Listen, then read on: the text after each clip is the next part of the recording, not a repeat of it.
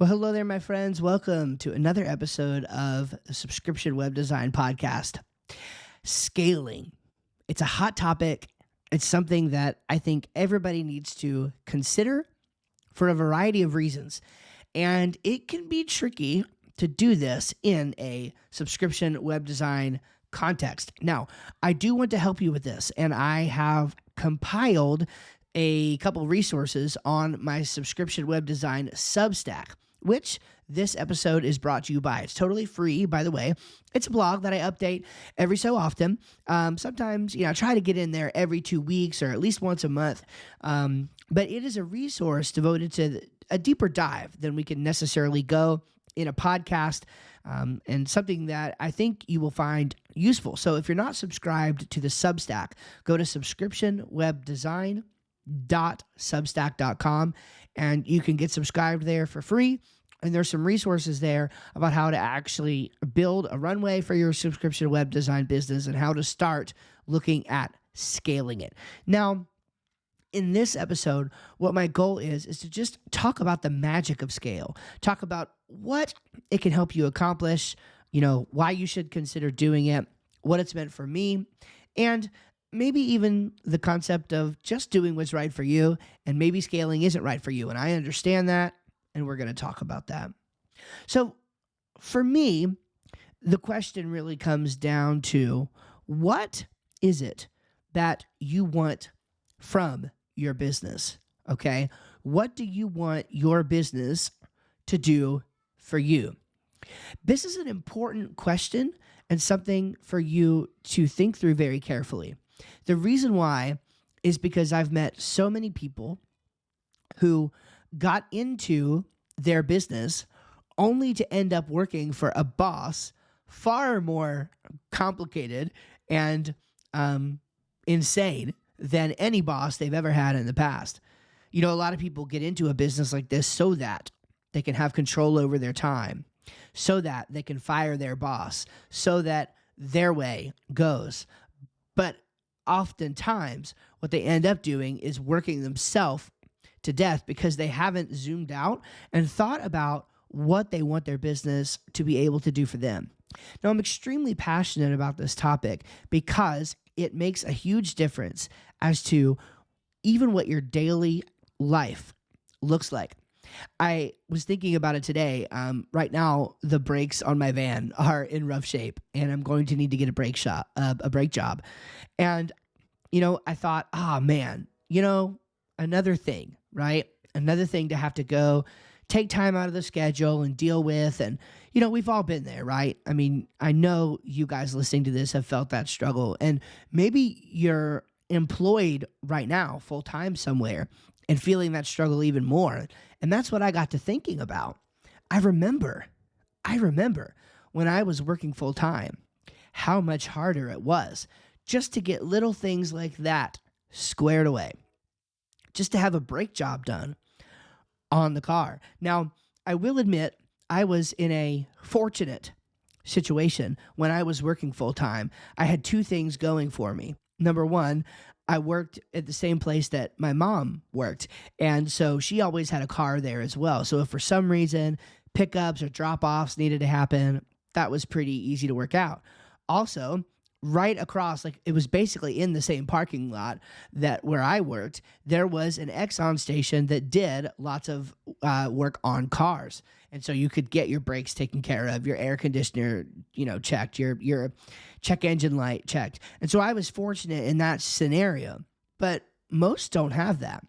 And so most have to figure out transportation and schedule crazy times just for little things like getting the brakes looked at on your van.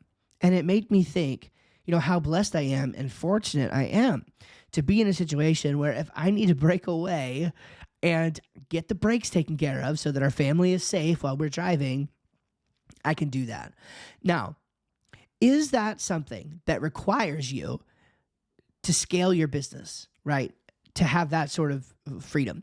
Not necessarily, but I can honestly say that if the only times that you're making money are when you're sitting in front of your computer, then it's still going to be difficult to justify taking the time to get up and go do whatever you need to do. And I know this because I've been there, because I felt that, and I'm sure some of you have as well. You feel like, well, if I take 2 hours out of the day, I got to make up for it by working 2 hours in the evening. And that's just not the reality of the situation, even though sometimes we end up thinking that's the case. Regardless of any of that, that's just a personal example for me.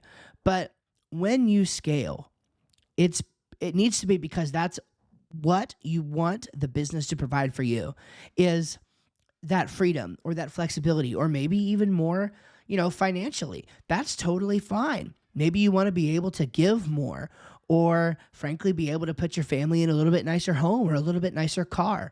There's nothing wrong with those things.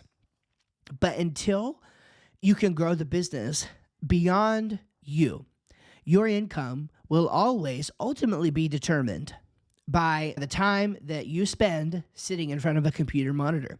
And I would just ask you to pause and consider whether that's what you really had in mind when you decided that you were going to go out on your own, fire your boss, and be in your own business. So there's tremendous amounts of freedom and flexibility that come with scale.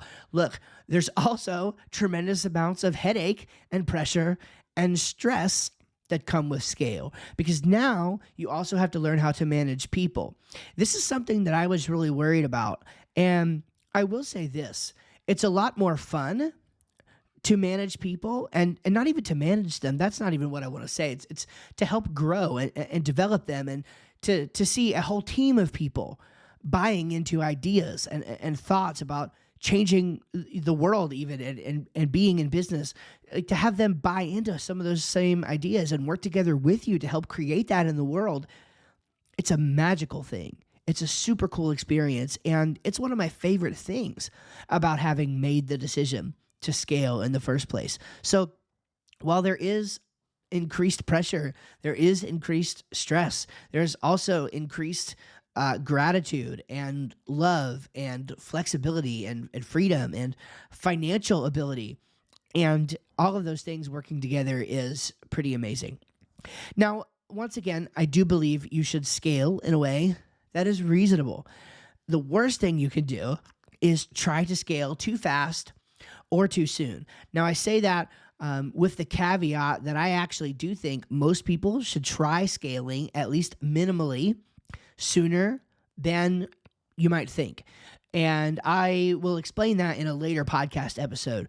But just to say, it's if you feel like you have to take on outside money or to even take on a business partner in order to accomplish the scale, that may be true. But slow down, zoom out, and really think about it, because it could be that you can scale in just a little bit slower and scale in a way that's more reasonable for your business and for your stage of life. And I think that is completely okay. The last thing I want to mention here is ultimately you have to do what's best for you, for your business, and for your family. And, of course, also for your clients, okay?